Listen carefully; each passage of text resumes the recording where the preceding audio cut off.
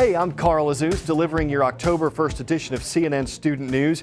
First up today, uncertainty in the U.S. government. It was scheduled to partially shut down at midnight last night. When we produced today's show, Democrats, Republicans, and the president still had no deal on how to fund the government, and they were still blaming each other for not compromising.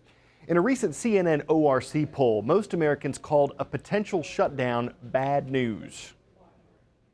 Look, 7 in 10 Americans, 68%, say it would be a bad thing to shut the government down for a few days. What about the prospect of a shutdown that ran on longer for a few weeks? Hard to get 8 in 10 Americans to agree on any political question, but they agree on this, a bad thing to shut the government down for more than a few weeks. Stock market was unhappy with all this. Markets generally don't like uncertainty, and the Dow Jones Industrial Average, which gives a snapshot of the whole market, dropped more than 120 points during the day. At the U.S. Capitol, the Senate rejected a House bill to fund the government but delay Obamacare. The controversial Affordable Care Act has been a major sticking point in government funding. Both the House and Senate say they want to keep the government funded, but the Republican-controlled House wanted changes to Obamacare first. The Democratic-controlled Senate and the president didn't want Obamacare touched. So that's how things stood when we put this show together. But teachers, new details are at CNN.com. Time for the shout out. Which U.S. state has the highest number of residents under 18? You know what to do. So is it New York, Texas, California, or Florida? You've got 3 seconds. Go. It makes sense that the most populated state, California, also has the highest number of young people. That's your answer, and that's your shout out. There's a new law that aims to protect California's young people when it comes to social media. So what they put on sites like Facebook, Twitter, Instagram.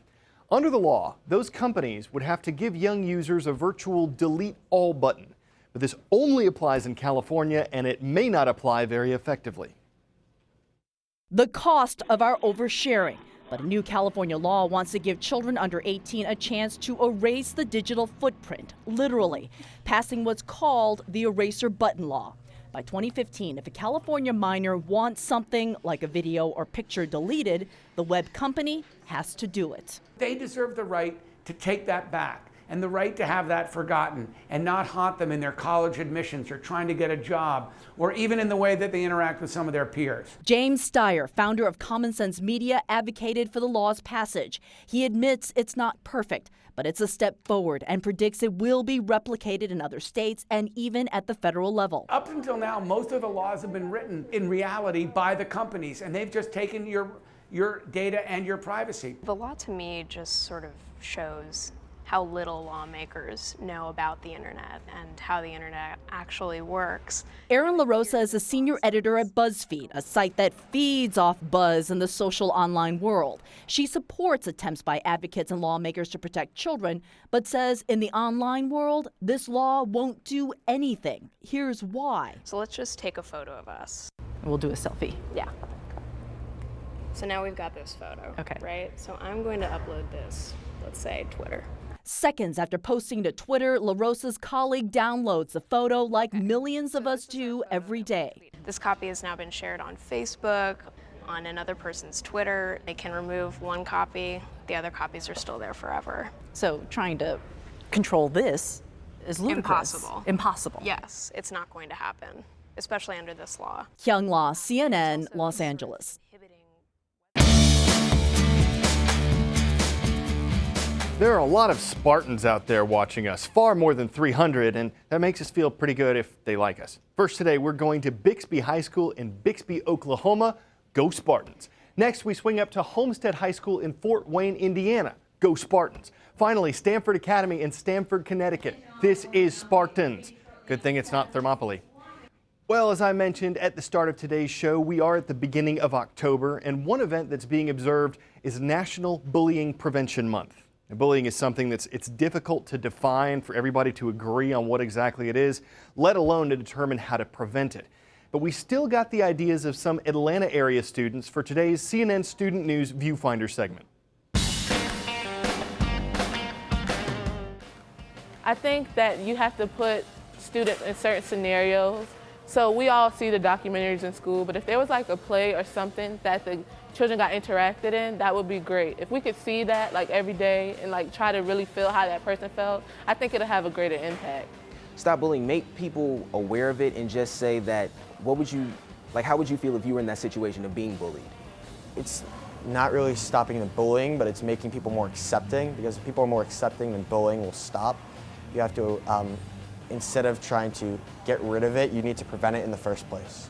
I think we stop bullying by looking out for each other. You have to look out for your neighbor and your friends and just identify it when it happens and be able to stand up for them and support them through it. And kindly let the bully know, hey, you're bullying.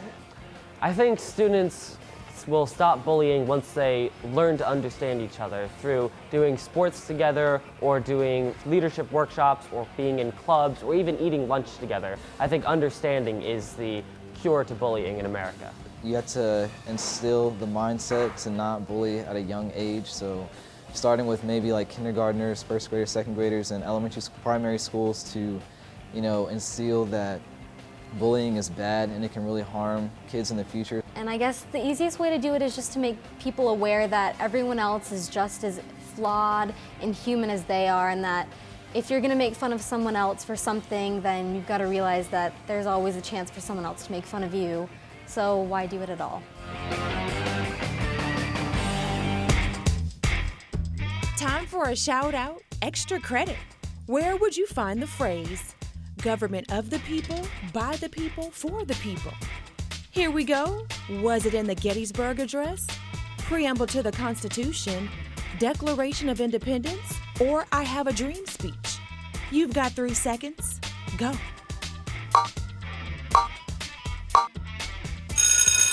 These words were spoken in the Gettysburg Address by President Abraham Lincoln. That's your answer, and that's your shout out extra credit. Has new technology given us a new look at President Abraham Lincoln? When he gave that speech, the Gettysburg Address, media coverage was pretty much limited to newspapers and photographs. There may be only 1 or 2 known photos of Lincoln on that day he gave the speech, but a North Carolina teacher believes he might have found another. Jennifer Phillips of affiliate WHNS spoke to a former animator for Disney who spent his life working with pictures. You can see him here, he's here, and here. I've drawn Lincoln, I've sculpted him, I've painted him. So this assistant professor, along with his new media students, decided to work on a virtual Lincoln project. This is the speaker stand. The idea to recreate the Gettysburg Address through animation. And to do that, he had to study pictures of President Abraham Lincoln. And that's when he says he saw it. And I thought, oh, who is that? And then it struck me, oh my God, that's Lincoln. This is a picture at Gettysburg, and with the eyes of an animator. You are trained to notice differences. Oakley says you'll see a familiar top hat.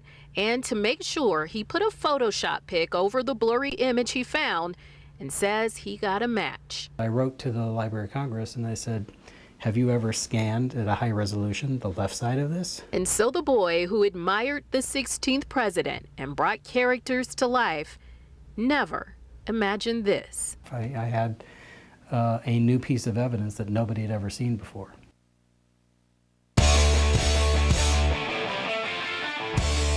Rubber Ducky, Disco Duck, The Ugly Duckling, Donald Duck, Duck Dynasty, they all have something in common. None of them are as big as this. At 40 feet tall, you can see why this thing got top billing when it recently floated down the Allegheny River in Pittsburgh, Pennsylvania. It was done as a way to promote harmony. Seriously, an artist said, all the waters of the world are like a global bathtub. So since we're all in it as one family, we got to take care of each other. Well, at least when asked what this is all about, no one tried to duck the question. I know some might call me a lame duck for quacking puns like that, but we tend to take to them like a duck to water. Some puns are like sitting ducks. We get all our ducks in a row, and at showtime, it's duck soup. We're going to duck out of you for now, but if you watch again tomorrow, that will be just ducky. For CNN Student News, I'm Carl Azuz.